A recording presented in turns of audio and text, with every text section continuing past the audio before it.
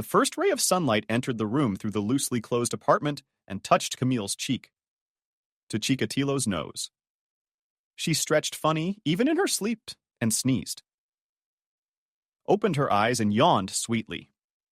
Then patted her palm, and Christopher was no longer beside her. He was gone again. At the crack of dawn. Didn't even wake him up. Christopher's been working a lot lately.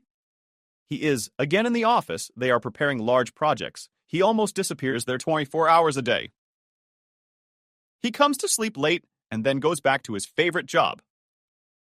Camille pulled on her robe and went into the kitchen. She had prepared her husband's breakfast from the evening, but the stuffed pancakes remained untouched. Again, he only drank coffee. Gone, burned, sighed Camille. Totally earned himself a young one. In general, she tried to get up in the morning and walk her husband to work, but this morning she overslept a little. Apparently, he didn't want to wake her up. A good thing she made breakfast the night before. What for? He didn't even taste it. Oh, well, Emily's going to make him eat breakfast. Camille looked into the nursery. 10-year-old Emily was asleep, snuggled up to her teddy bear. The woman smiled. How sweetly her daughter sleeps. It's a shame to wake her up. Let her sleep a little longer. Camille returned to the kitchen, put the pancakes in the microwave, poured milk into a plate, and turned on the gas. She thought for a second, how many years has it been? Her mornings start the same way with her husband rushing off to work. She collects her daughter before to kindergarten, now to school. And the kitchen. Yes, she's a housewife now. But 12 years ago, everything was different, and she saw a different future. The milk in the pot sang, and the puffy hat, and rushed upwards. Camille came to her senses, even shaking her head. Enough of these memories. Time to make cocoa. A few minutes later, the chocolate aroma wafted through the kitchen. The pancakes would have caught fire long ago. Breakfast was ready. Camille looked anxiously at the clock. It was already 8:30. It was time to wake Emily. Daughter, get up. She looked into the nursery. Breakfast was on the table. Sleep, mumbled Emily, clutching the toy tighter to her. 5 more minutes. 1 minute, Camille replied firmly. Come on, open your eyes and the bathroom. Her daughter sighed heavily and then sat up on the bed. Mommy, I had such a dream, she said, yawning as if we had moved to the country. We have such a huge and beautiful dacha. It's like a palace. I was walking there. I don't remember anything else. Did you wake me? Well, I'm sorry, my dear, Camille smiled. Next time, be sure to watch. Aha, yes, watch with you about the man. And let's go. I fell barefoot in the bathroom. You've got classes in school. That's the way it is. There's no time to live, neither in your dreams nor in reality. Your slippers are in the bathroom, Camille laughed back. An hour later, she saw her daughter off to school, and she kissed her daughter goodbye. Camille decided to take a walk around the city with her camera. Today she was going to the park. It was spring, just the time when all living things remember that it was time to bloom. The good to leave, to please the world with rich colors. And the apple trees in the park were dazzlingly beautiful. In its snow-white garb, the lilac attracted the eye. One could not take one's eyes off its floral outfit. Camille enjoyed photographing both nature and people. How she loved it. At some point, she decided to take a break and enjoy the surroundings. She sat down on a bench and closed her eyes. Somewhere nearby in the bushes of the bay are birds. Auntie, are you a photographer? She heard a small voice. Camille opened her eyes in surprise and saw a boy of about 5 years old next to the girl. No, baby, I'm just taking pictures, she answered. Why? The boy raised his eyebrows in surprise.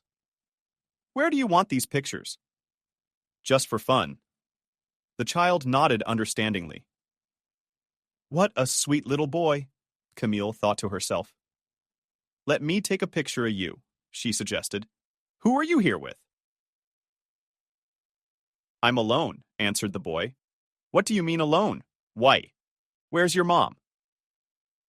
Mom? Mom is in heaven and Dad is working. I'm with my grandmother now. She took me to the store to get bread, and you're walking alone. What's the big deal? The boy shrugged. Oh, I'm hanging out with you. He waved his arms funny and ran to the grocery store that was nearby. Camille followed him with a glance. How pathetic! Such a little boy, already motherless and independent. Camille shook her head, but it's not good for him to run around alone. He'll walk back. She'll see him off. And suddenly she wanted to do something to help this strange child. Looking at the door of the store, Camille took a few more pictures. Soon, a boy came out of the store with a loaf and literally jumped up and down on the path. His wavy blonde hair, a slightly warm breeze. He was smiling so carefree, jumping over, holding the loaf, that Camille couldn't resist and took a picture of him. What a great shot! Uncle, did you take my picture? Asked the boy, running up to Camille. Yep, she nodded and showed him the picture on the display. Do you like it? It's fine. A little reserved. He nodded and looked timidly at Camille. Can you make me a card? I can. Camille smiled. Next time we meet, I'll give you a picture. Now let me walk you home. Is your name Camille? My name is Stephen. He smiled back. I live over there. And he pointed with his pen to an old 5-story building, the roof of which looked away from the park. And I'm in that house over there. Camille pointed to their new building. Do you live in your house? Appreciated Stephen. I haven't seen you around here before. My dad and I just moved in with my grandmother. He's at work all the time now, and I'm with my grandmother at the daycare center. So, chatting, they reached the 5-story building. Camille promised that in a couple of days, she would take that walk again and give the boy a picture. He promised to be there. Returning home, Camille thought how unfair life can be. Here is a good, wonderful boy, and apparently he has a hard life. No, Mom. Dad's always at work, huh? Grandma must be sick. She remembered her own story. Camille grew up with her grandmother, too. Her parents died in an accident. Jenna did everything she could to make sure her granddaughter grew up to be a decent person. She insisted that Camilla go to art school after high school. She was so good at drawing. But after graduating from the school, Camilla was seriously into photography rather than portraits and still lifes. Soon her work was noticed in a fashion magazine, and she was invited to work. So she became a photojournalist. One day she was assigned to photograph a young, successful businessman. After a successful series of photos, the businessman suddenly invited her on a romantic date, and Camille did not refuse. Thus began her romance with Christopher. The girl was over the moon, rich and handsome, and so caring. In general, when Christopher made her an offer, Camille did not doubt for a second. Of course, she will be his wife. Except Jenna didn't appreciate her granddaughter's enthusiasm. Oh, Camilla, he's a slippery Christopher, the old lady remarked. Maybe you shouldn't be in a hurry to make friends with her just yet. Jenna laughed further. Christopher is not slippery. He's the best in the world. Oh, I don't know. Jenna sighed. A week before the wedding, Jenna left the world. Camille was very worried. She wanted to cancel the wedding, but Christopher insisted on having it. The guests were invited. The restaurant was paid for. I felt sorry for Jenna, of course, but she was in her 70s. Age, and even listened to her husband-to-be, and then constantly listened to him. At first, Christopher insisted that Camille stop talking to her girlfriends. We got more. In principle, it was not difficult. They only socialized once a year anyway. And then her husband demanded that Camille quit her job. She didn't want to quit, but she was already 3 months pregnant, so she didn't think for a long time. Yes, she'll be busy with the house and her husband, and when Emily came along, she forgot all about work. And all these years, Camille's life has been narrowed down to the size of a nice duplex apartment with excellent renovation and good furniture. What else does she want? Yup. She's got the baby, the husband, the wealth. Yes, Christopher made good money at the trading firm where he was CEO. But as the years went by, Camille said it. She wanted to break out of her golden cage. No, not for good, but at least for a few hours. She even dreamed of returning to magazines. But Christopher, when he learned of her aspiration, objected. "My wife will stay at home," he declared. "Why should you be born? Don't you have enough money?" "Yes." "Weak?" Camille was indignant. "But I want to realize my profession. All I have is cooking, cleaning, and shopping." "What about it, Emily? If you go to work, the child will be on his own all day." "Camille, that's the height of folly. A woman is first and foremost a mother, a wife." "No, I'm against your work. I even realized that my husband couldn't be persuaded, so I decided to forget about my dreams. Except that sometimes I went out with a camera, for the soul. Like the time I met the funny Stephen, sensible beyond his years." 2 days later, as promised, she was in the park with pictures of the boy. It didn't take long for him to show up. He showed up, also on a hop, mouth up to his ears. "Aunt Camille, are you here?" she shouted joyfully as he came running up. "Of course I'm here, I promised." And Camille handed him the pictures. "Oh, how nice!" The boy admired them. "Aunt Camille, are you a professional?" "Professional?" Camille smiled, sadly. "Are you going to the store again today?" "No, I'm going to the drugstore," sighed the boy. "Grandma's sick. I have to buy medicine and they'll sell it to you." "I don't know." The boy hesitated and looked hesitantly at Camille. "Let me help you," she guessed. "What kind of medicine do you need?" The boy timidly held out a list of medicines and money. "Put that away." Camille pointed to the money. "But how can these medicines cost a penny?" Camille reassured him. Of course, it wasn't exactly like that, but she wanted to support the boy. It was clear that he lived with his grandmother and father very simply, if not poorly. The boy was dressed in old clothes, though clean. From the drugstore, she walked him home again. The next day, as Camille was returning home with Emily, she was met in the park by Stephen and a tall, scowling man. He was in his mid-40s, tired, whiskered, slightly silver-haired. It was clear that life had not spared him. "Daddy!" Stephen shrieked when he saw Camille. "That aunt!" And the boy was about to rush towards her, but the man held him back, grabbed his arm. "Are you the one who took my son's picture and bought his mother's medicine?" deeply he asked. "Yes," I was confused. "Let me ask you, why do you want my child?" "You have a daughter, I see. We just became friends with your son, and I wanted to do him a favor." "I'll ask you not to do anything like that again." The man muttered and walked away, holding his head by the hand. He looked back, glancing guiltily at Camille. It was clear he was about to pay up, but she couldn't even catch up with him and calm him down. Oh. The man was so disgruntled. Really, why would she want this boy? His father is right. She's a stranger to him. Mom, who is this?" Emily was surprised. "Just a boy." Sighing, Camille replied, "Let's go home. I made such a pie there today. Your favorite with berries." And already at home, seeing with what pleasure her daughter was taking another piece of pie, Camille finally calmed down. "That's it. We must forget this story. Indeed, don't do people any good." But Camille was afraid to admit to herself why she was suddenly drawn to this boy, this blonde Stephen. He reminded her of herself, but there was something else.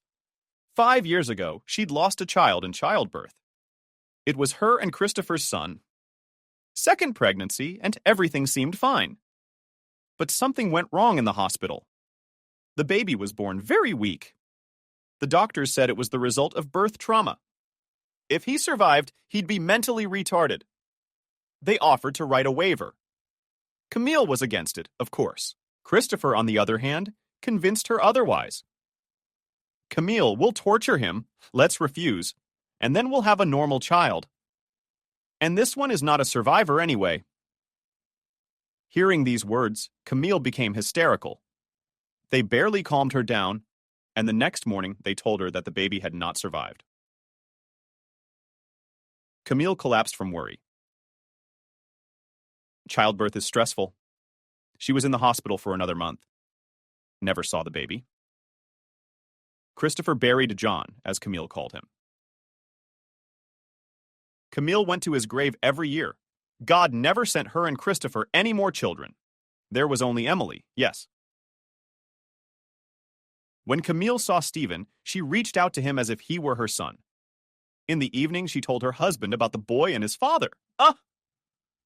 Christopher listened, frowning.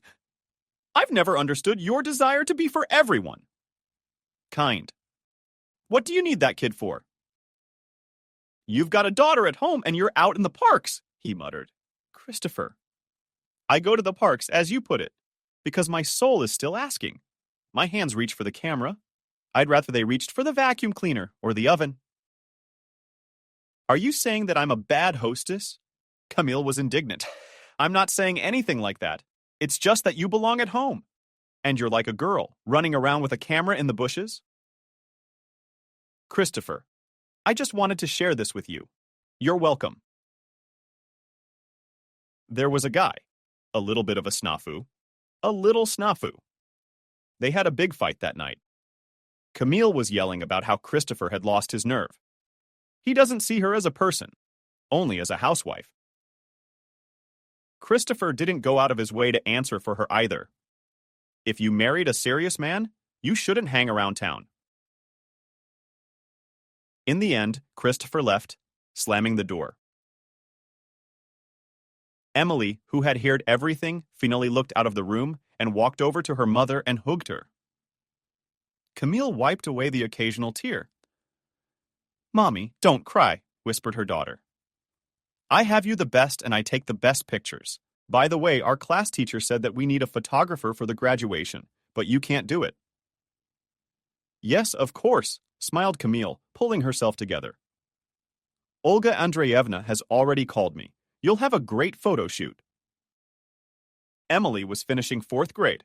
Camille thought about the fact that John would be going to school in a couple of years. Her heart ached again. She'd fix the wound. She was already asleep when Christopher returned. Her daughter, too. He looked in the bedroom, the nursery, and then headed quietly into the living room. Picked up his cell phone. Called someone, talked about something. Afterward, he sat by the open window, smoking. He was thinking about something serious. Something was tormenting him. In the morning, Christopher left early as usual. Camille came home after seeing her daughter off to school, And then in the living room, she saw the phone on the couch. Christopher had forgotten. How could he be without his phone? Camille decided to take it to his office. On the way, she couldn't resist doing a little snooping through her messages. Nothing interesting in her husband's contacts. It couldn't have been otherwise. Camille knew that Christopher loved her.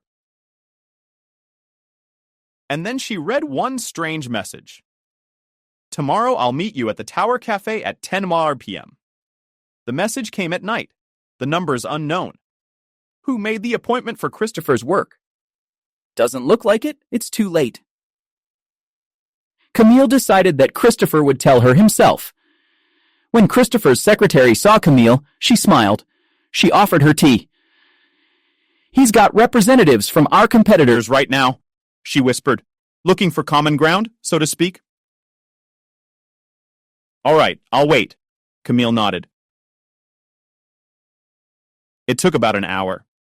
At first, there was silence in the office. Then raised tones were heard. In general, a diplomatic conversation did not work. The competitors left, slamming the door to the door. Camille entered the office, seeing her husband irritated and withdrawn. "What are you doing here?" He raised his eyebrows in surprise. "You forgot your phone," Camille said softly. "I figured you'd need it during the day." "Yes, everything is upside down today." "I really hadn't even noticed that I'd left my phone at home. Are you going to be home early tonight?" "I wanted to make something special." "No, I'm sorry. I have a lot of things to do, but you're not going to stay up all night doing them." Christopher didn't say anything. He just lowered his eyes and shook his head. Her heart even began to wonder if her husband was cheating on her. She kept thinking about that text message. And then Camille had a puzzle in her head. Her husband coming home late had become the norm. He leaves early. He's a little edgy, like he's hiding something from her, huh? That's right.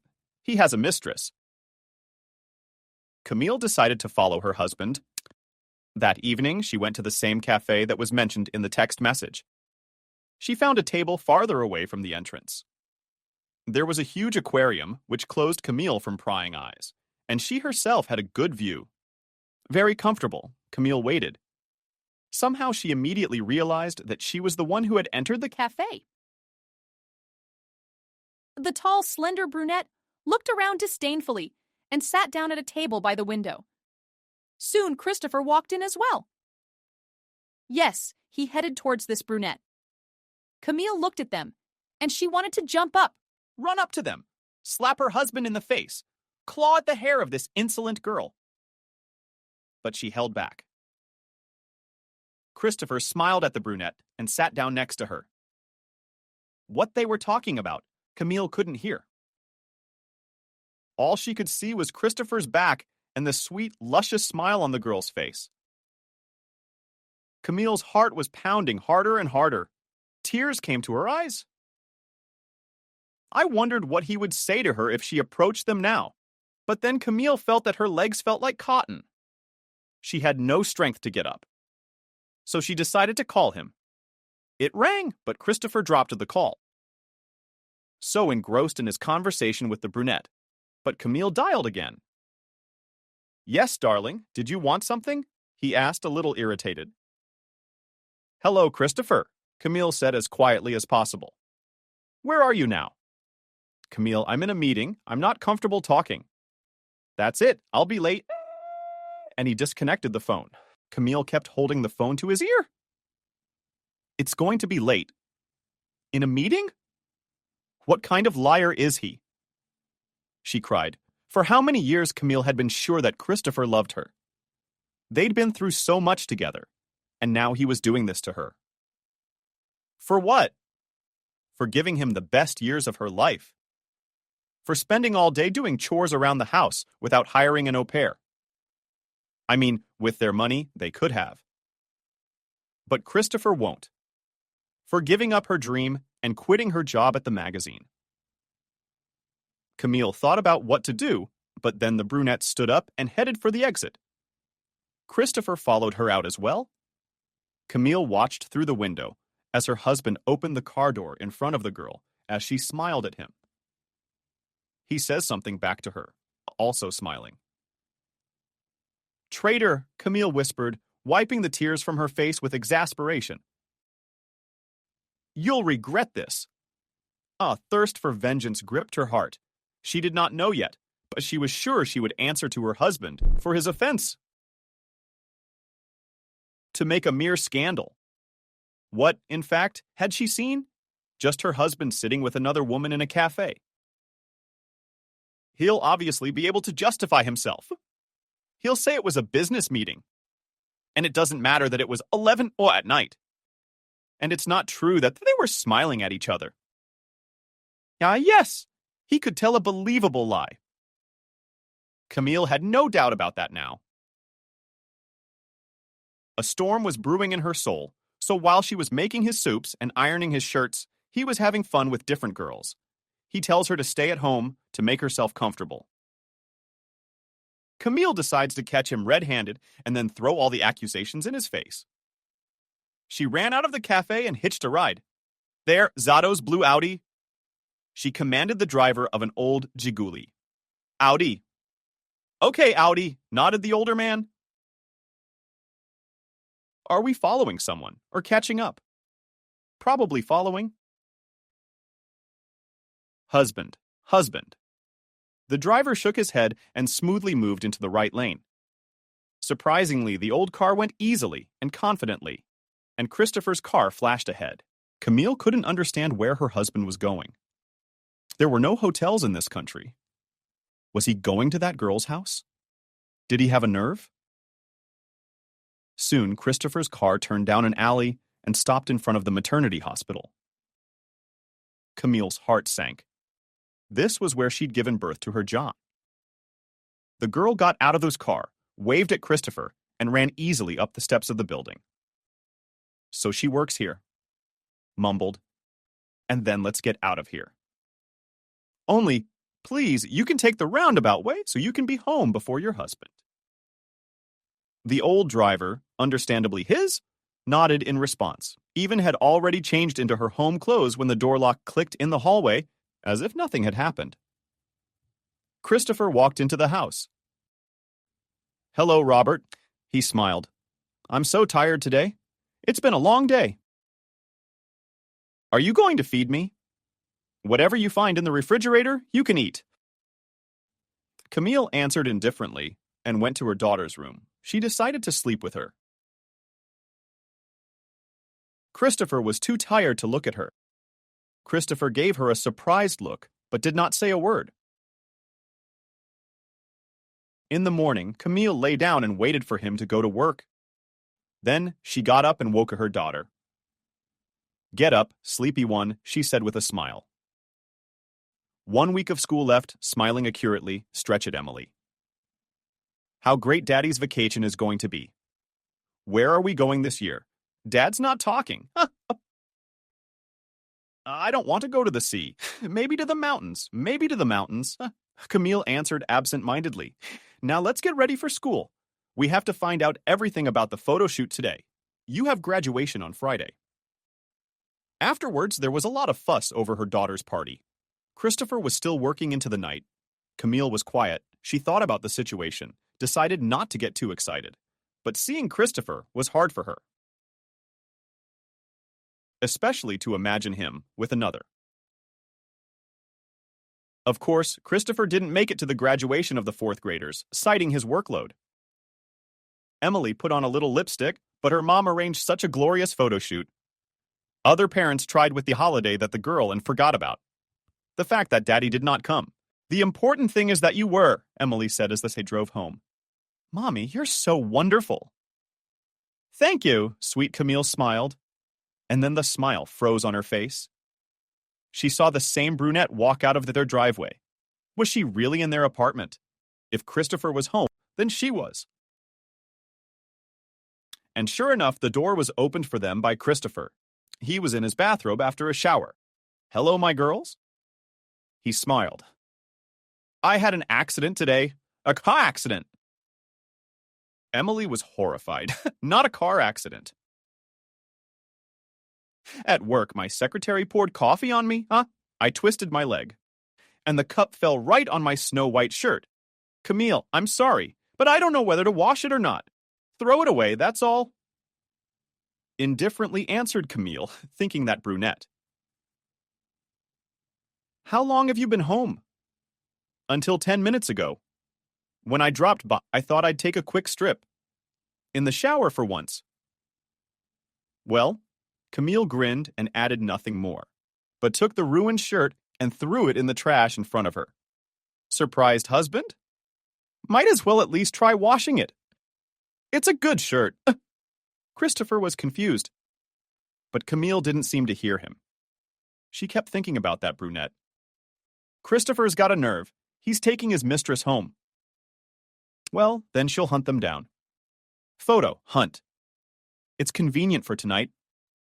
Emily's going to her girlfriend's for a few hours. There's adults watching. In short, after dropping her daughter off at her house, Camille headed to her husband's office, hiring another cab driver. The rest of the day passed without much incident. Christopher did not leave the office. And by 7 o'clock, he came out of the office and dialed someone. Yes, I even heard Christopher's voice. Vanessa, have you met? I can't do it that often. Besides, I think I even suspected something. Yeah, I realize you're not interested. But I have a wife and a daughter. Something. Hearing back, Christopher irritably disconnected the phone and got into the car. Camille followed him. Again, Christopher arrived at the same cafe. Camille was able to get a picture of her husband with the queer brunette. Here they met. The girl poked Christopher on the cheek. Then they sat at a table. Yes, this time I even clearly saw that there was a relationship between them, and far from business. But she didn't even know who she was, and decided to go to the maternity hospital, where Christopher drove the girl the first time. The next day, she was at the head doctor's office. "What did you want with our Vanessa?" asked the head doctor, looking at the picture of the girl where she was sitting with her hand on Christopher's shoulder. "I want her to get away from the man sitting next to her," Camille replied. "That's my husband.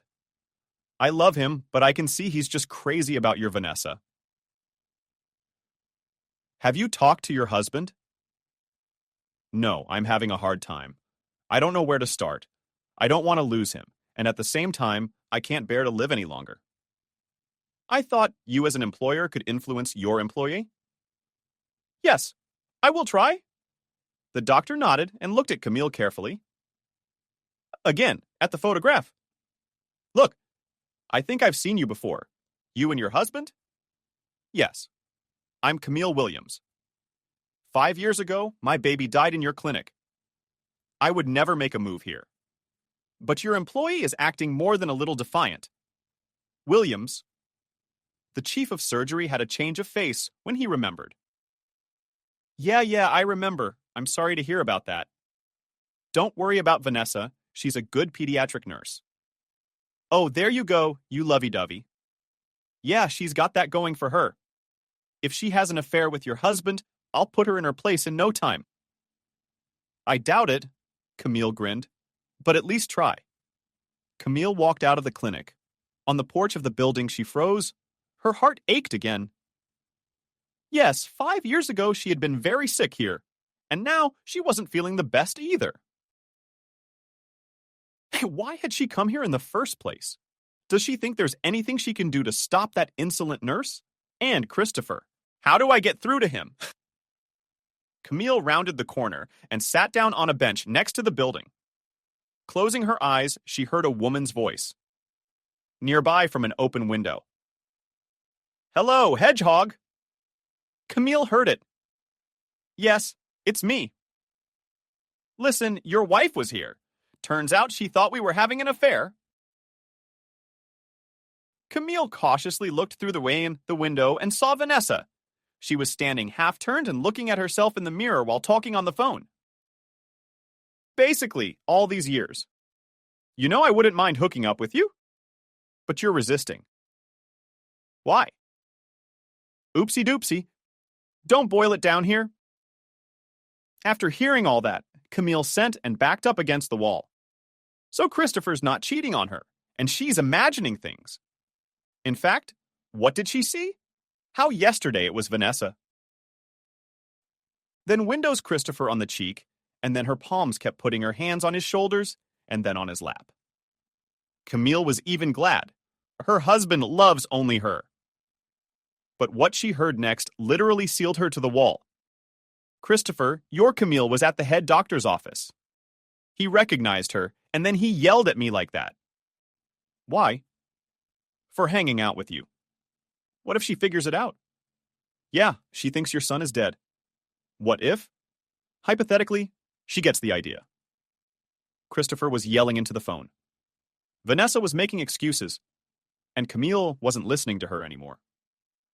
Her eyes were suddenly blurry. What did this Vanessa say? That her son was alive. How could that be? Christopher had buried him himself? He looked her in the eye and told her that her son was gone. Her John. Camille, staggering, reached the bench again and sat down. How long she sat like that, the woman did not remember. Only suddenly she felt someone touch her shoulder. Camille looked up. An elderly woman in a white coat stood next to her. Looks like an orderly? Honey, are you feeling sick? The old lady asked affectionately. Should I call the doctor? No, thank you, I'm fine. Camille shook her head. A doctor won't help me. Have you got a grudge? Yes, I just realized that the man I love has betrayed me. Did your husband take a stroll? It's okay. He'll come back. They're all cables. She goes out, she'll go home, to her wife, to the kids. If only that were the main problem. Camille, look at the old lady's face. She's kind. And then a thought struck her. Excuse me, have you been working at this maternity hospital long? Yes, for many years. I can see you're a good person. There's something I need to know, but it's a long conversation. Give me half an hour. I'm Camille, your name. Nancy. You'd better lie to me, Claim. I've already finished my shift. I'll just take off my robe. The nurse nodded in response. Soon the two of them were out of the hospital courtyard. Camille suggested they go to a cafe. And there she told Nancy everything she had heard from the open window. You said Williams was your last name? As if remembering something, Nancy repeated. 5 years ago I was here, and I remember a woman. I think it was you. I forget her last name. Yeah, it was a complicated case. All the doctors were very worried. There was a problem with the Yiddi because it was their fault the woman had to have a cesarean, and they made her give birth. There was something wrong with the baby. But he's alive, that's for sure. I heard the head doctor say that the baby should be transferred to a baby home. His parents had given up on him, and I wondered why they refused. The baby is quite normal in appearance, but they're screaming. So what? There were no fatalities, that's for sure. Nancy, maybe you're confused. I'm not confusing anything. For the last 5 years, everyone in our maternity ward has survived. There have been weak babies, heavy moms, but they've all survived. So my John is alive. And that's exactly what Vanessa said about my baby. So she's in on it. And the head doctor. And Christopher. Oh my God, Christopher. So he's been hiding the truth from me all these years. And he's been hanging out with this Vanessa. Oh, it's Vanessa by weight. Never mind her. And about the baby, Camille, I'll find out. I promise. Don't tell your husband anything yet. My daughter's been working at the orphanage for a long time. Maybe she'll tell you something about your baby? I don't know anything about him. Sobbing on her hands. I just named him John. I don't even know his blood type. But you do remember the date of birth, don't you? Sure, it was September. 5/5, okay. September 5, 5 years ago. I'll check with my daughter. They exchanged phone numbers and said goodbye. Camille was walking home, and many people didn't want to go. She couldn't see her husband. There was so much to tell him, so much to ask him. But Camille was afraid to hear the whole truth. And most importantly, she had no one to share it with. Christopher had taken all her friends away. There were no relatives, just her daughter. The thought of Emily gave her a little strength, too. She had a daughter waiting for her at home. Emily's mom ran out into the hallway to meet her. Where was that? I missed you so much. Indeed you have. A disgruntled Christopher looked out of the room. I arrived, and my daughter was home. All she had to eat was sandwiches. Camille said nothing to her husband, did not even look at him. She was all in her own thoughts. She held her daughter to her, kissed her. What is it, sweetheart? Hungry? A little bit, Emily admitted. But I had tea with Daddy. Don't worry, I've just come from the guests. They saw me off. You're my good girl. I'll cook something. And Camille went into the kitchen without looking at her husband. Camille, what's going on? Christopher followed her. Why aren't you talking to me? Where have you been all day? Do you really want to know? Camille looked at her husband point blank. Yes. He held her gaze. I don't understand your tone. I even wanted to say all my suspicions, but at the last moment I held back. It wasn't time yet. Christopher, I think you're cheating on me, she said suddenly. Yeah. Christopher even choked and then laughed. Camille, have you been watching soap operas? I've been Stephen for days so you and Emily could have the best of everything. When do I cheat on you? Then? Who's Vanessa? Christopher's face changed for a second. Then he gave a surprised look, as if remembering how Vanessa was a brunette. Vanessa is a nurse. That's my classmate. Why are you asking about her? I saw you two together at the cafe yesterday. Christopher's cheekbones reddened. He was visibly nervous, but after a second he pulled himself together. Yes, she made an appointment for me yesterday. We're having a class reunion this summer. So she called me in to discuss the details. Where we're going to celebrate Christopher was lying on the fly, and Camille knew it. But she pretended to believe him? You're not lying to me. Come on, sweethearts. Christopher smiled. I have only you in my heart. And he accosted his wife, kissed her. She even wanted to push him away, to shout at him, to ask him where their son was. But she restrained herself from the last strength, just put her head on his shoulder, and would be silent for a long time. And then she pulled away and went about preparing dinner. Is the incident over? He asked cheerfully. Yes, dear Camille even smiled back at him, but she was thinking about whether Nancy would find out or not. And at night, she had a dream. She was walking the poolway through the woods, and suddenly a wolf stepped out of the bushes toward her. Camille froze for a moment and looked into the beast's eyes. Then suddenly, a child's cry was heard in the distance. Camille shuddered. The beast also flinched. The wolf rushed to where the child's cries were coming from. Camille ran after him. A little boy was sitting in the clearing, smearing tears on his cheeks. He looked around helplessly. Mom suddenly screamed. He, seeing Camille, got up and ran to her. But there was a wolf ahead.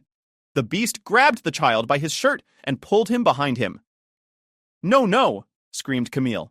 Don't touch him. Let him go. She ran after the wolf, screaming, crying. For a second, the wolf stopped, looked at her, and then Camille realized it wasn't the wolf, it was Christopher. A second more, and they and the child dissipated like a fog. Give him back, Camille repeated. She was shaken. She woke to Christopher, shaking her by the shoulder. Camille! Camille, what's wrong? Christopher leaned over his wife. Wake up. She opened her eyes. Her head hurt. Her heart was pounding frantically. Sticky, nasty. Sweat protruded on her forehead. Her teeth ached from clenching her jaws hard. What a nightmare. Christopher looked into her eyes. Did you scream so terribly? Yes. A scary dream. Exhaled, she said. Were you calling for someone? I didn't understand. And I dreamt of our son. Camille, darling, it's been so long. Quiet, quiet. Calm down. It's over. It's just a dream. Christopher held her close to him. I'm afraid, like a child. Camille quieted down, a little calmer. Hey!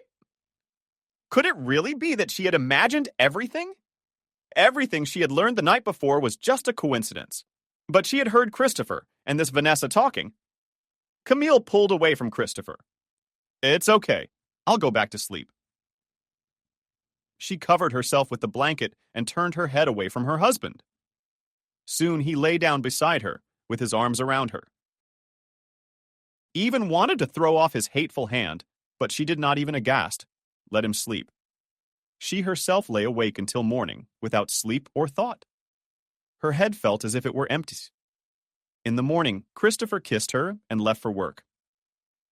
Emily slept in the nursery, dozing off, and even she was awakened by a phone call. It was Nancy calling, Camille, how are you there? Asked the woman, as if they had known each other for 1,000 years. What's that voice for? It was still the 11th hour. I haven't slept all night. Camille answered stiffly. All sorts of thoughts came into my head. So you pull yourself together. I just found out something that made me sit up so hard on the bed. You're saying this isn't a phone call? You come over to my place about 3 o'clock and my daughter will be here. I'll tell her what? Camille immediately jumped out of bed, frantically began to pack. Then she sat down and calmed down a little. There was still time. She went to the kitchen and prepared lunch. Soon Emily woke up as a mom. What do we smell so good? Rubbing her eyes, her daughter asked. I made your favorite red soup, smiled Camille, meaning borscht. Let's wash up. You buy it and we'll go with you. Where to? The girl was surprised. To a very nice grandmother. I met her recently. You'll sit quietly at her place, and I'll talk to her daughter. About some simple grown-up stuff. Camille kissed her daughter, sighed, and wondered what truth awaited her there. Maybe she shouldn't take her daughter with her, but she couldn't leave her home alone. They would go together. Soon she called a cab and left at the appointed time. They came running. The woman lived in the private sector in a small but neat house. Now it was all drowned in blossoming apple trees of lilac cherry. Nancy went out on the porch to the guests. How nice it is here! Camilla smiled as she said hello to her hostess. What a grown-up daughter you have, smiled Nancy. But hello, young lady. Come with me to the vegetable garden. Mama is expected in the house to talk and will only be in the way. I just need to water the tomatoes and cabbage. Tomatoes! Emily was surprised. They are already red. Something is coming. These are still very small installments, and the time will come, and the fruits will set. Nancy took the girl by the hand, and they went to the plot, and Camille stepped into the house. Out of the tiny kitchen peered a woman in her 50s. A little full, hair pulled back in a bun with glasses. Camille. Nancy's stern daughter, hello? The woman nodded. My name is Evelyn. My mom told me your story. To be honest, I'm not at liberty to divulge such things, but this is a little different. Evelyn invited Camille to the table, poured tea, and began her story. Exactly 5 years ago, she was appointed director of the orphanage. And just then, some abandoned babies were brought in from the maternity hospital. It was a boy. The doctors gave him a disappointing diagnosis. They believed that the child's brain had been damaged as a result of a difficult delivery. The question of transferring the boy to a specialized institution was decided. But something there kept postponing. Time passed, and one day it became clear that the baby was perfectly healthy. He was developing like everyone else growing up. Evelyn looked sadly at the boy and thought that as a result of a medical error, the parents had so easily given up the child. They hadn't even fought for him, but it was none of her business. Soon, Masha came to work at the orphanage. She was a little over 30. She immediately gravitated to the Refseniks and soon set herself the goal of adopting a boy. The fact is that she and her husband had no children of their own. They'd been in treatment for a long time. But it wasn't even about her. It was about her husband. But there was no money either. So they decided to adopt a child. As a result, they managed to take the baby home with them. I don't know if it's your boy or not, but the birth center matches. And the date of birth. I've already said I'm not at liberty to divulge any of this, but... Evelyn was silent for a second, then gathered her courage. It wasn't long before Masha's cancer ate her up in a matter of months. Her husband Robert and the boy were left alone, knowing that they had moved in with their mother. And everything would be fine? But Robert started drinking heavily. His mother's sick. The boy is on his own. Wait, S! Camille screamed. And she was suddenly struck by a clue. What's the boy's name? The orphanage called him Stephen. Stephen cried out. And Camille, is it really him? You don't get it? Evelyn was surprised. Camille confusedly told her about meeting the boy she had been photographing. She took out her camera, which she was in the habit of carrying with her everywhere, and found the pictures she wanted. That's him. Camille jabbed her finger at the image on the camera screen. I remember him very small, Evelyn admitted, but he looks like a scarlet light. Yes, very similar. Evelyn hesitated. She wanted to add that the boy looked like Camille too. But she stopped herself. What if it's all a mistake? Mom, it turns out the tomatoes are so small in the beginning. A delighted Emily appeared on the doorstep. I was watering them. Nancy said I could come and help and water them. We'll come again, won't we, Mom? Yes, yes, of course. Camille had a small shiver after talking to Evelyn. Could that Stephen really be her son? She looked at Nancy. Thank you. What I can't understand is that you didn't know me at all, but you suddenly volunteered to help. Why? It's an old score with the head doctor. Nancy smiled sadly. I was a midwife in that hospital all my life. I was accused of negligence before I retired. A woman died because of me. I was suspended from work and deprived of the right to the benefits that medics are entitled to. And I was not to blame for that situation. The chief physician was operating then, and it was unfortunate no one would listen to me. They only hired me as a nurse, so I went. I had to make a living. If your story is true, the head doctor will fly upside down from his chair. I see, Camille replied. You can be sure that if my son is alive, there will be little room for all those guilty in this story. And the head doctor, and my husband too. Emily listened attentively to the adults and didn't understand anything. Mom, what son were you talking about? Asked the girl when they were driving home. When she came to her senses, she asked Camilla, I will tell you everything, only a little later. Don't tell Daddy anything about our visit and don't tell him what you heard. You got a deal? Good, the girl nodded. Camille realized that she had made a mistake in talking business in front of her daughter, but there was no going back. Back at the house, she persuaded Emily to take a little more walk in the park. Her daughter agreed. Camille hoped that she would see Stephen today, and it was as if the Lord had heard her pleas. As soon as they sat down on a bench in the park, he came running, as usual, at a gallop. I've got you, Camille, he shouted joyfully and smiled. Where have you disappeared? Were you afraid of my father then? You shouldn't be. He's a good man. He's just sad. Do you know what he did to that picture you gave me? That Camille got all tense inside? He framed it on the wall in the hall. Grandma really liked it too. She said the photographer's hands were in the right place. Thank you, Camille laughed. Let's get to know each other. This is my daughter, Emily. The girl nodded to the boy and looked at her mother, confusedly. Emily, this is Stephen, my good acquaintance. A good acquaintance with no end of noses. Do you have a cold or something? Stephen is worried. Camille, it's summer outside. Where did you catch a cold? I ate too much ice cream. Daddy got a new job. We have money now. The boy smiled happily. He bought me a new pair of jeans. Camille noticed that Michael was both a boy and new. Yes, the boy changed his clothes. You look great. Camille smiled and took the disposable handkerchiefs out of her purse. Let me give you a nose job on the subway. And she immediately did it cleverly. Stephen didn't even have time to realize it, and Camille had already hidden the handkerchief in a separate bag. Then, the three of them walked around a bit more.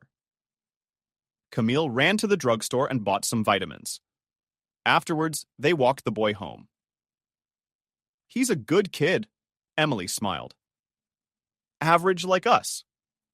Yes, Mom. Like us? Camille nodded thoughtfully. Emily, will you stay home alone for an hour?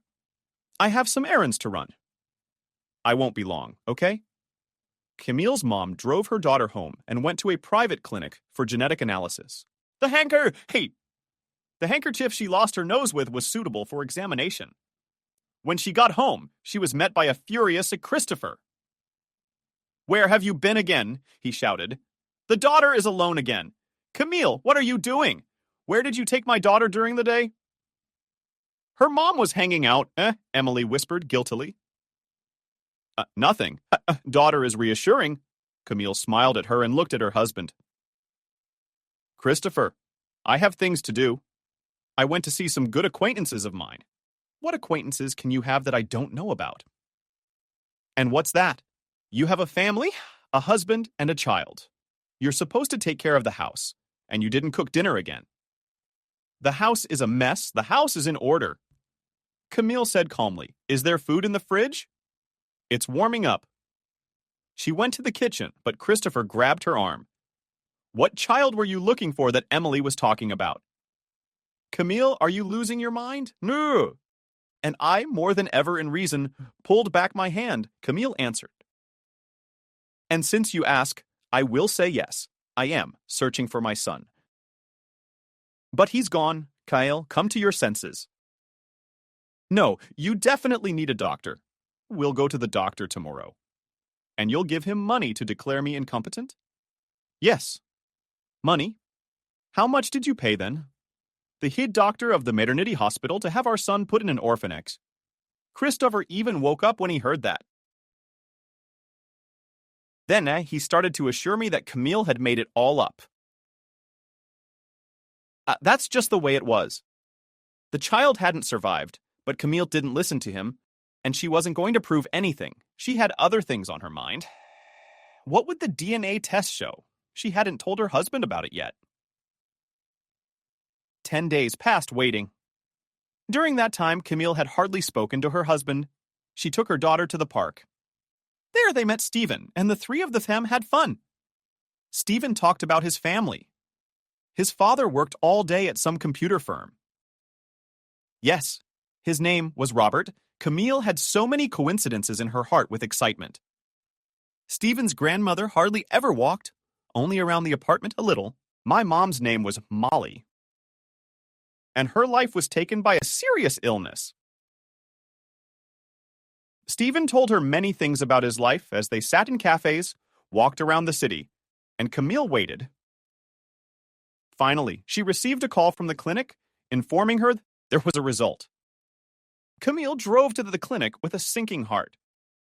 What will they tell her? I don't understand anything, she said in excitement to the lab technician, who brought her the documents. Camille looked at the numbers, but could not believe it. The results say that you and the person whose biomaterial was provided. Close relatives. How close, like mother and son, for example? Camille cried out when she heard that. And then she cried, Yes, Stephen is her son. This is her John, whom she has mourned for so many years, alive. That night, she decided to lay all her cards on the table in front of her husband. Christopher came home late as usual. Emily was already asleep. Camille was sitting on the couch in the living room. She was holding the DNA evidence. What are you studying? Christopher asked rudely, instead of greeting her. During these days, the relationship between them had completely deteriorated. I found my son, Camille replied calmly. He is alive and well. What kind of nonsense are you talking about again? Christopher exclaimed. Oh my God, you're really hurting more than prison is crying for you? Without raising his tone, said Camille. Maybe you will now tell us how you got rid of our son. You looked me in the eye for years and lied to me. You put our child in an orphanage when I was between life and death. Christopher suddenly just kinda hustled. Then he took the paperwork from the clinic, read it. Why don't you say something? Camille tugged on his sleeve. Now look me in the eye and tell me that our John is dead. How did you find him? Christopher said in an unexpectedly hoarse voice. Vanessa and I have been looking for him for almost 6 months, and so you and Vanessa. Tell me, Camille demanded. Tell me what? Christopher shrugged. When the doctor said that our son would be mentally retarded, I immediately decided that we didn't need all this. Torturing him, making him suffer. Vanessa worked at the maternity hospital, and she was a pediatric nurse too. Yeah, she's actually a classmate of mine. I talked to her, told her you didn't want to give up this baby, and then she suggested this option of paying the head doctor for a certificate of the child's death. That's how it worked out. I did the waiver while you were unconscious. They gave me the certificate, and I buried the empty robbery. And then the boy was taken to an orphanage. So while I was mourning him, he was there in the maternity ward. Camille could barely hold back the tears. And you lied to me? Camille, I meant, well, why do we need a handicapped child? You decided for me? You robbed me of my son. What difference does it make what he is? I would have loved him anyway. But the most important thing is that he's a normal, good, bright kid. Doesn't it hurt your heart knowing your son is growing up with strangers? I've been following his fate all this time. Yeah, a year later. I found out he was adopted and seemed okay. Yes, I blamed myself for what I did. But what could I do?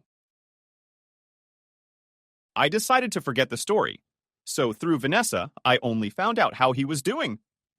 And then the boy's foster mom died, and he and his foster dad disappeared. Vanessa and I looked for them, but couldn't find them. Vanessa, Camille grinned. She's been chumming it up for you too, you have to admit.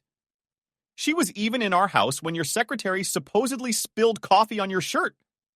I saw that Vanessa outside our driveway, and then you in the house in your bathrobe. Christopher shook his head. There was no way he could confess. Vanessa had been in their apartment then. They had met to discuss where to look for the boy and his foster father. Christopher had run home for a moment to get some paperwork for work. Vanessa waited for him in the car and then suddenly came up to get him. He opened the door. She hugged him, pressed herself against him, began to take off her clothes. It was an obsession, a mistake. It happened fast. Christopher afterwards began to say that his wife could come any minute. Vanessa smiled understandingly and left. Then Camille came in. Yes, he had cheated on her, but only once. But he couldn't admit it. Camille, we were just looking for that child with Vanessa, he repeated stubbornly. The boy, the child. You speak of him as if he were a stranger. Christopher, this is your own son? His name is Stephen now. I only have a daughter. Christopher raised his voice. And that's enough of that. Let him grow up in another family, which is fine, as I understand it. That's good. What's good about it? Camille exclaimed. I won't let it go. I'll make sure my son grows up with me. Forget it. Christopher shook his head. I won't allow it. And if you make a fuss, I'm with you. I'll make a fuss. And I'll take Emily. The court will give her to me. What the hell are you, Asara? You're worthless, unemployed, sitting on my ass. You're nothing without me. That's how you talk. Camille grinned. Didn't you make me like this? But you shouldn't think I'm so poor. I'll leave you and take my daughter away from you. That night, Camille slept in her daughter's room, but it was hardly sleep. All night, the woman just lay with her eyes closed, and she thought and thought, what should she do now? She could not go on living as before. Christopher disgusted her, and Stephen must be taken away. And Emily, she would not give. She even opened her eyes this morning. As soon as the front door slammed behind her husband, she kissed her sleepy daughter. She carefully got out of bed and walked to the window. A new day was beginning, and Camille was starting a new life. She was getting used to the idea of having her son around. It would only be a short time before they would be together. But according to Stephen's stories, it turned out that the family loved him, even though they lived simply and the father drank for a while. But the latter was understandable. He'd been through the death of his wife, but he seemed to be all right now. By lunchtime, when Emily was already watching a children's TV program in her room, Camille made up her mind. "Daughter, I'm going out for half an hour. You stay home alone." She looked in on Emily. Her daughter nodded in reply. Camilla had calculated everything. Christopher wouldn't be home for another 7 hours. And Robert, Stefan's foster father, is coming home at lunchtime. They need to meet and talk. Grabbing the DNA test papers, Camille headed toward the older 5-story building. Stephen was left boy, long ago told and in what entranceway lives, and in what apartment. The door was opened by an elderly full woman on the move. "How? Who are you to see?" She was surprised, after the occasion, looking at the guest. "I don't know you." "My name is Camille," the woman said worriedly. Your grandson and I sometimes walk together in the park."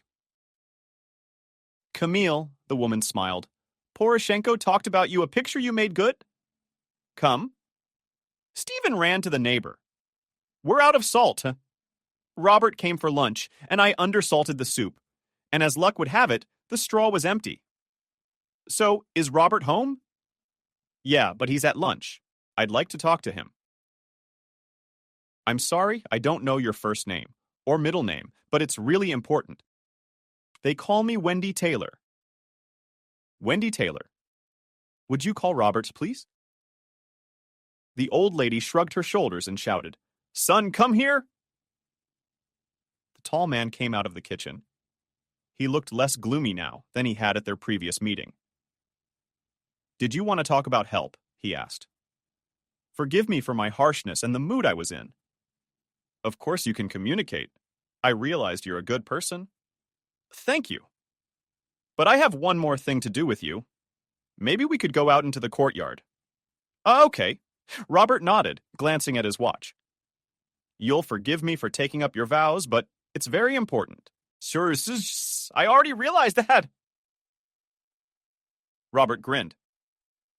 On the landing, they met Stephen. "Aunt Camille?" The boy was surprised. "Hello, Stephen." Camille almost burst out sunny. She could hardly contain herself. I come to talk to your father." "About what?" the child asked in a businesslike manner. "Pavel, what's with the interrogations?" Robert grinned. Go to the apartment, or grandmother and Olya are waiting there. By the way, did you get it?" "Yes, it's important," answered Stephen, and pulled a small bag out of his pocket. "Aunt Raya said I shouldn't give it to her. Otherwise," she said, "we'll quarrel. I only took a kopeck, as my grandmother used to say." "Oh, these omens!" Camille smiled. "Yes, it's the 20th century. And we believe in all this nonsense." Robert agreed. "Who knows? Maybe there's something to it." So, chatting, they went downstairs and sat down on a bench. Camille was getting her wits about her. "Camille, I have to go to work in half an hour." "I work nearby, but we're strict about schedules," Robert said. "Yeah," Camille nodded and pulled out some papers. "What's this? This?" "It may seem absurd, but I am Stephen's real mom." Robert looked at Camille without understanding. Then he looked at the papers. Camille, worried, immediately began her explanation. She told everything as it happened. Robert listened to her with his head down. "I won't ask you how you found us," he said at last. "But if you try to take the pack from me, I won't keep quiet either. I'll go to court." "Robert, I'm in shock myself," Camille tried to explain. "I don't want any litigation, especially since my husband's not acting right in this situation. I just want to communicate with Stephen. And what are you going to tell him? That you gave birth to him and left him? Look, he thinks of another woman as his mother. Do you have any idea what that would do to the baby? I understand, and I don't know how to make it better. That's why I came to you, just to talk to you for now. We'll find a solution together. I believe that. Are you laughing together? You threw away a sick child like a worthless kitten, and now you've come to your senses. I didn't throw him away. It doesn't change anything. What do you want me to give you, Stephen? What do you want him for? You have a daughter, or raise her. Especially since, as you say, your husband isn't happy about finding your son.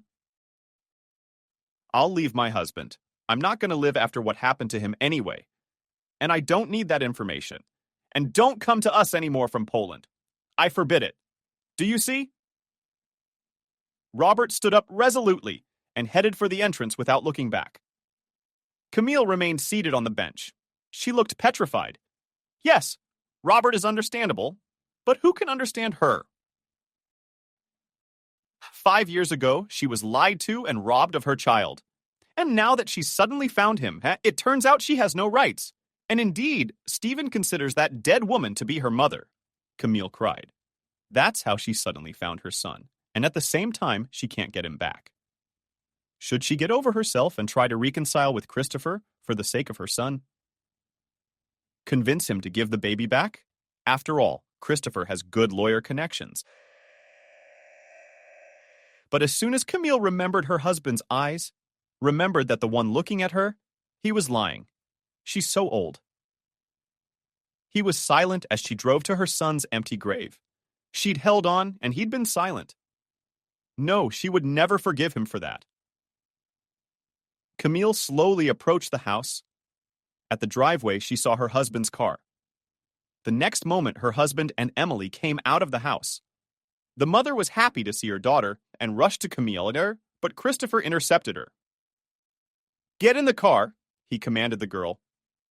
Mom said, get in the car, shouted Christopher from behind her, pushed Emily into the cabin, then turned to Camille. What were you thinking? You can behave however you want. Who the hell do you think you are? You're supposed to do what I tell you to do. I told you very clearly. Forget about that kid. What did you do? Immediately ran to his foster daddy. That lady was crying, saying, what kind of husband is bad? How do you know? I followed you. I saw you sitting on the bench. How did he send you away? Well, here's the thing. Emily and I are leaving right now. I won't tell you where, but I don't want your spirit in the apartment in 2 days. I'm divorcing them from you. If you obstruct me, I won't let you see your daughter. Do you understand? No, you don't dare do this to me, screamed Camille. She cried. What's my fault?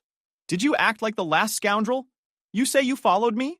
Didn't you want to look at your son? He's her son. Christopher cut her off. Meanwhile, Emily was crying in the car. Christopher got in the car and drove away. Camille rushed after her daughter, but stopped empty-handed. Then she fell to the pavement and collapsed into sobs. Her life had shattered into small pieces. Now, how do you put it back together? Robert was on his way to work, and after talking to Camille, the mother was found. Wow, what a mother. Poor, unfortunate people.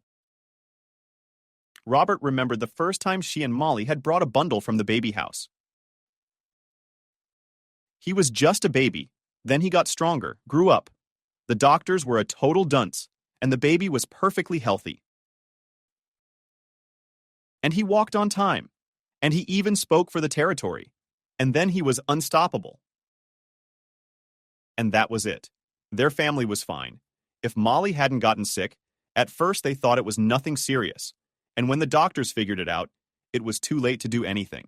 Molly died, and Robert loved her so much.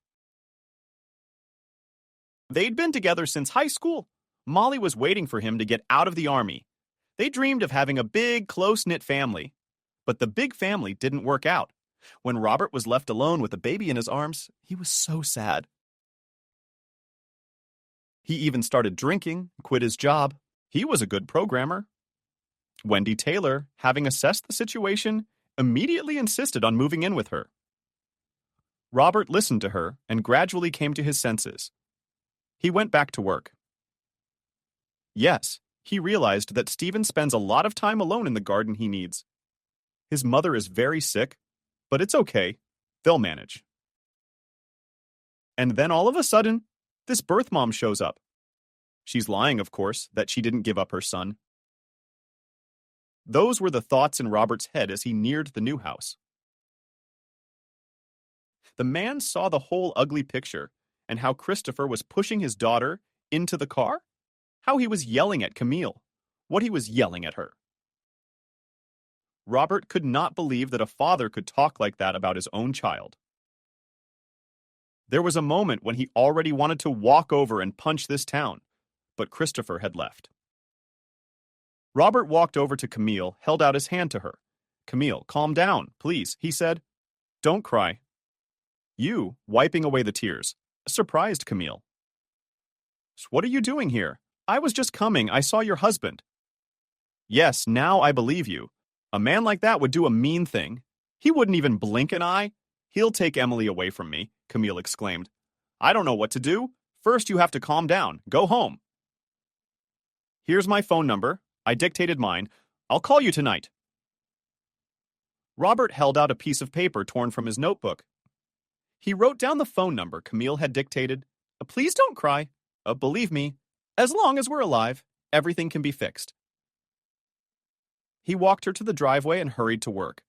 The rest of the day, Camille lay curled up on the couch, unable to sleep. She couldn't get up. Her strength had left her.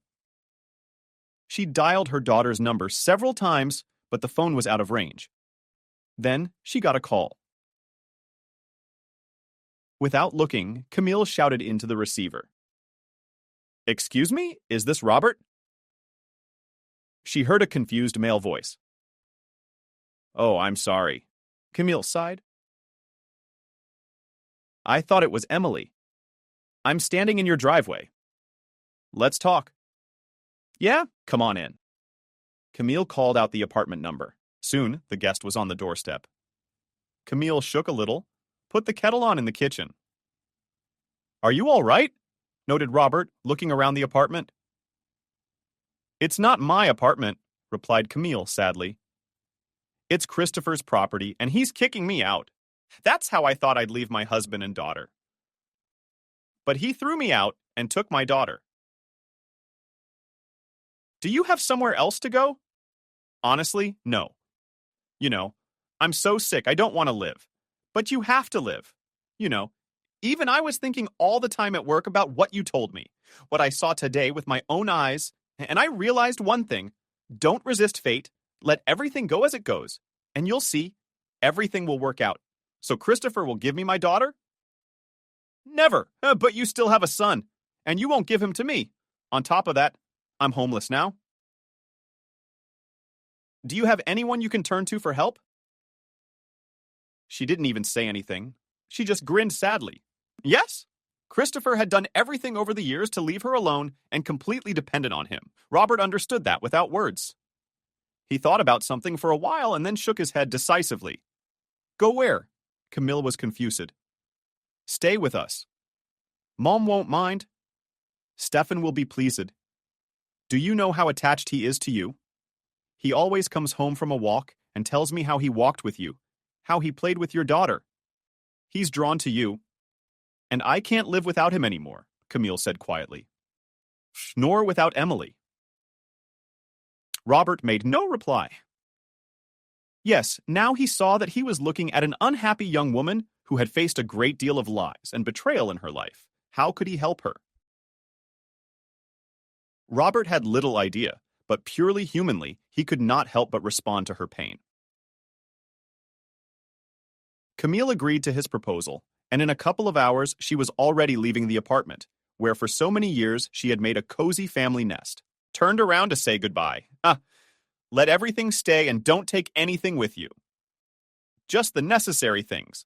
A camera, pictures of my daughter. I brought my papers, of course. Wendy Taylor, but when she saw a guest she already knew, she was very surprised. They weren't whispering in the kitchen, huh? Camille and Stephen were sitting in the hall. The boy showed her toys, books. Stephen was so happy. "Where's Emily?" The boy remembered. "Is she going to live with us, too?" No. sighed Camille. She's with Daddy for now, but hopefully we'll be able to see her soon. In the meantime, let's have a look at this book. She took the ABC book, and she and Stephen began to study the letters. The boy already knew more than half of them. What a good boy you are, Camille marveled. A little more, and we'll be reading with you. Yes, Stephen has a good memory. Camille heard the voice of Wendy Taylor behind her. The woman stood in the doorway and watched the guests studying with her grandson. Robert had told her everything now. Wendy Taylor was confused. Why had her son brought this woman into the house? Abandoned her child, and now she was wondering. But Robert tried to explain that Camille had hurt herself. All right, son, let her live. Wendy Taylor agreed. Time would tell what would come of it. And knock, so looking at Camille and Stephen, she noted how alike they were. What an amazing story. In the back of Wendy Taylor's mind, Wendy Taylor had even wondered if her son might be getting along with this Camille. He's not much older than her. It would make a good couple, and Stephen would have a full family. It's been 2 days. Camille is slowly settling into her new place. She quickly cleaned Wendy Taylor's apartment, cooked various delicious things to perfection. The old woman appreciated the guests' efforts and was already hinting to her son to take a closer look. Robert pretended not to understand. Stephen's mother followed Camille with a tale, then with cleaning, then with cooking. He forgot all about the street. He only asked about Emily. For Camille, such questions stabbed her in the heart. She didn't know anything. Emily's phone was still silent. Christopher was dropping her calls. And then Camille saw her husband's car pull up to their house, and he got out with Vanessa. It made Camille so angry. He'd assured her there was nothing wrong with Vanessa, and then he took her to the apartment. Camille caught up with them. "What are you doing here?" Christopher asked rudely when he saw Camille. "Where's my daughter?" She was blocking their way. "None of your business," he replied. "I've already filed the papers with the court. You'll get a summons. The judge will determine the days you can see your daughter." "Don't be surprised. I know where you live.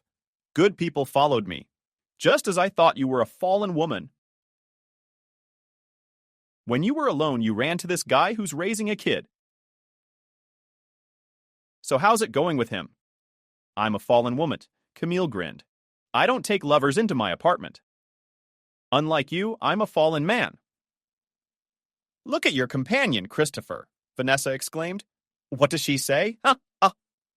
Actually, she was indignant just for the sake of order, but in fact rejoiced. At last, Christopher is hers." Yes, she had gotten her way. After all these years, they're together. After all, then in the maternity hospital, she was our first experience. Was Christopher that he had an abnormal son. Told all sorts of scary stories. The doctors were cautious in their prognosis. Vanessa described to Christopher all the horrors of life with such a diagnosis that was given to a newborn. Christopher believed it and agreed to give up the baby. Vanessa brought him all the papers from the doctor personally, and she was able to settle the whole story quietly too. Vanessa had Jenna thinking that, after all this, Christopher would leave his wife and go to her. She'd give him a healthy baby, but no, Christopher stayed in the family. And that made Vanessa so angry. She decided to be with Christopher all the time, to find out about the boy, to pass on the news about him, emphasizing that if the boy is healthy now, it means nothing. The disease could manifest itself at any moment. And all the time, the power went to Christopher like a fox. He was a rock in the beginning. Oh, but water treads water. Vanessa got what she wanted anyway, and it all worked out so well. Now Christopher would definitely leave Camille. Vanessa was a little upset that Christopher had taken her daughter, but she reasoned let the court leave her daughter to her father, and then she will convince Christopher to give the girl to some elite boarding school. Let her live at a distance. That's where they're sending her now. It's time to get used to it. And now this Camille comes running up screaming, "Christopher! She's insulting me!" Vanessa is outraged. Christopher is all pop. Even he looked at Camille in anger. "Don't you dare say anything bad about Vanessa, and forget about coming here. We'll be divorced soon, and you can live with your puppy." "That puppy is your son too, huh?" Camille said bitterly.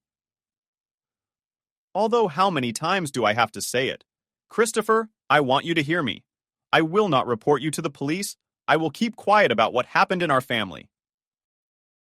But you're going to give me Emily back too. Get Emily back." Christopher grinned. "Now, my daughter will live with me. I don't care if you're out there. I'll report you to the police. I've got connections that'll shut you up." And that was the end of their conversation. Christopher and Vanessa walked down the driveway, and Camille watched them go. No, she wasn't crying or even angry. Her soul was finally ripe with grandiose plans to destroy her husband. She didn't want that. No, she didn't forgive him. There was no forgiveness for such a thing. But even offered an option for them to work things out quietly. He wouldn't. That evening, Camille asked Robert how good a programmer he was. "People don't seem to complain," Robert shrugged. "What's up?" "Yes, I want to get into Christopher's accounting department at work. I don't think it's clean. I suspect that there is a double bookkeeping decided to dump her husband." Robert smiled. "I didn't start it," Camille replied thoughtfully. "He keeps yelling that I won't get the truth from the prosecutor's office, from the police about the children. So I'll go another way. I have to get into their accounting reports and send them to the tax office. Let them look into it. In the meantime, I'll contact the magazine where I used to work, offer them an exclusive interview about life with a man who loves no one but himself, not even his own child. Well, I'm not going to change your mind. You're doing the right thing." In the evening, Robert was able to connect to the computer of Christopher, the firm's chief accountant, as well as to his computer. And indeed, Camille was right. Large sums of money were going into dummy accounts. Double bookkeeping was going on. All the data was copied. Camille sent them to the IRS, and then she was met at the magazine's editorial office. "Camille, very sorry to see you leave our publication." "You're a good photographer," said the editor-in-chief. "I wouldn't mind coming back, but as I recall, your husband is against you working. And it doesn't matter anymore. He and I are getting a divorce. I've been meaning to tell you about my life with him." The editor-in-chief was very surprised, and at first he seemed to say no. But a few days later, word got out on the internet that Christopher was dirty. The IRS started investigating. And that's when the editor got excited. He remembered Camilla's offer of exclusive material. "Hi. Did you change your mind about doing the interview?" Did the editor even call? "No. Anytime you say." She responded readily. And the next day, Camille was talking about her life with Christopher, how he'd cheated on her. "I know he's having a lot of trouble at work right now," Camille summarized. "It's no wonder he's always thinking about himself. The lust for profit must have gotten into his head." She didn't say a word about the fact that Christopher had robbed her of her child a few years ago. Robert, when he read the finished article in the magazine, wondered why. "I don't want my name, Stephen's name, among other things, being bandied about. Yes, all those responsible for that situation should be punished. But now it is more important for me that the court gives me Emily," Camille explained. "With this interview, the firm needed to show that her husband's finances and morals were not good. And you did it on the sly, didn't you? Get it, Robert? Now, they're going to give you Emily for sure. Do you know where she's been all this time, by the way?" "I know, she finally got through to me. Christopher put her in a private boarding house so she wouldn't interfere." That's how much he loves his daughter. Emily was crying, begging me to pick her up. I promised I'd see her soon. Camille was silent for a moment, thinking. I should probably look for a place to live. Don't you know if anyone's renting in your building? Why would you want to? Robert was surprised. Of course I am. If they give me Emily, and I'm sure they will, we have to live somewhere. We can't make you feel cramped. Although, to be honest, I'm having a hard time without Stephen. No one has to go anywhere. Suddenly, there was the voice of Wendy Taylor. She had been standing outside the door the whole time and heard the whole conversation. We're not going to put everything here, are we? So she's thinking of renting an apartment. You're rich, aren't you? And Stephen, how can we do it without you? Where there's one child, there'll be two. Thank you, Camille smiled. To be honest, I was hoping you'd say that. That's not what I'm worried about, Robert said. You've got a place to live and a job. Christopher has more financial resources anyway. Do you think I gave an interview to a magazine for nothing? Camille laughed. They hired me and offered me a very good salary. So I was prepared for the trial. Then there was the divorce proceedings, and the court took everything into account. The recent events at Christopher's firm and his relationship with another woman. In the end, even Christopher was divorced, leaving the daughter with her mother. In addition, the court also considered the application for division of property, and Christopher had to pay Camille almost half of it. She's getting back at him! When Vanessa heard the ruling, she screamed across the room. For putting the baby in foster care? What child? The judge was surprised. What orphanage? Vanessa, realizing that she had talked too much, tried to talk nonsense, but in the end she burst into tears and told everything. Camille, why didn't you say a word about this story? Strictly asked the judge, having listened to Vanessa. After all, you are the injured party. I didn't want to stir things up. Why? My son is with me now. You gave me my daughter back. And I don't want revenge on anyone. Life will work itself out. But now, the prosecutor's office will obviously take care of it, said the judge. Vanessa shrieked when she heard that. Christopher turned pale. You fool. He whispered to Vanessa. She burst into tears. A little time passed after these events, and soon Camille and Christopher met again in court. Vanessa and the other staff of the hospital, including the head doctor, were there. They were all visibly disturbed, and for good reason. In the end, the head doctor was stripped of his position, suspended for several years.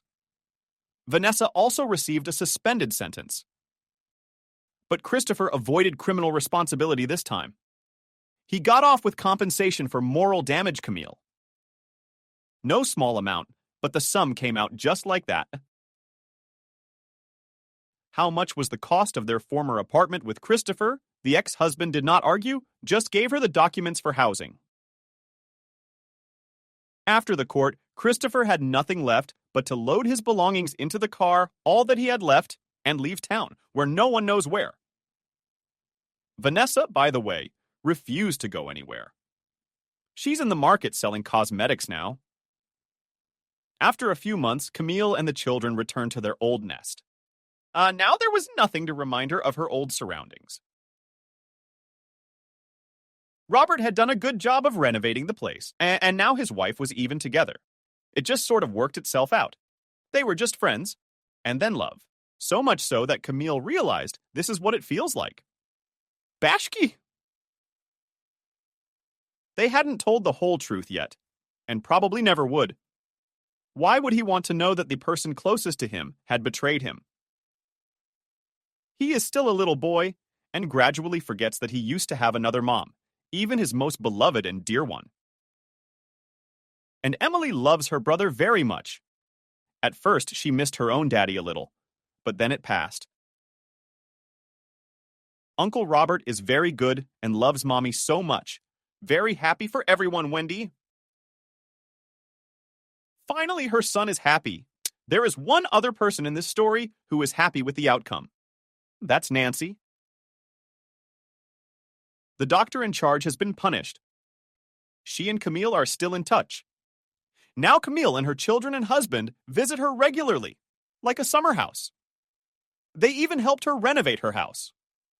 Not a palace, as Emily once dreamed, but not bad either. And with the money that Camille received from Christopher, she was able to open a small photo studio. Now, even a famous and in-demand photographer at different celebrations, birthday, anniversaries, graduations, weddings. Especially Camille likes to shoot weddings. And when the guests shout, "Young people bitter," she, no, and whispers, "Happiness to you the most real. Happiness to you the most real. Happiness to you the most real. Happiness to you the most real. Happiness to you the most real. Happiness to you the most real. Happiness to you the most real. Happiness